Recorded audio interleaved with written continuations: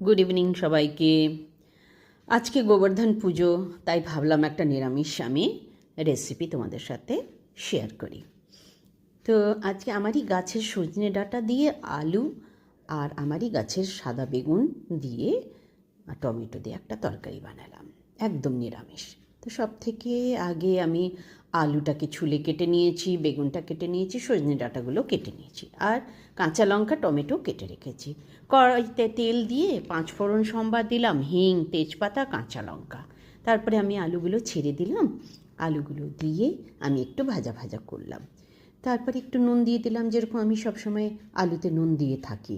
আলুটা একটু লাল লাল হয়ে এসছে, তখন আমি বেগুনগুলোকেও ছেড়ে দিলাম। তারপরে একটু ঢাকা দিয়ে দিলাম, বেগুনটা মজে যাবে। একটু মজে গেছে, এইবারে আমি হলুদ দিয়ে দিলাম, লঙ্কা পাউডার দিয়ে দিলাম, ধনে পাউডার দিয়ে দিলাম, আর টমেটোগুলো দিয়ে দিলাম। তারপর ভালো করে আমি ওই হাতাটা দিয়ে নেড়ে দিলাম। এইবারে আমি একটু জল দিয়ে সজনে ডাঁটাটা দিয়ে দিলাম।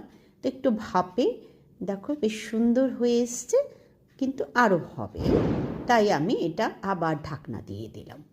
ঢাকনা খুলে দেখলাম 5 মিনিট পরে বেশ সুন্দর একটা গন্ধ বেরিয়েছে। 5 ফোড়নের গন্ধ খুবই ভালো লাগে। তো মাখো মাখো বেশ সুন্দর তরকারিটা হয়ে গেছে। তো আজকের সজনে ডাঁটার তরকারি আমার একদম রেডি।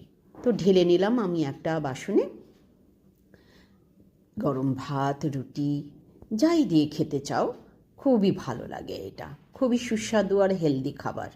বেশি তেলও লাগে না, বেশি মশলাও লাগে না। তো কেমন লাগলো আজকের রেসিপিটা আমাকে জানিও অবশ্যই, আর আমার পাশে থেকেও সাবস্ক্রাইব করো।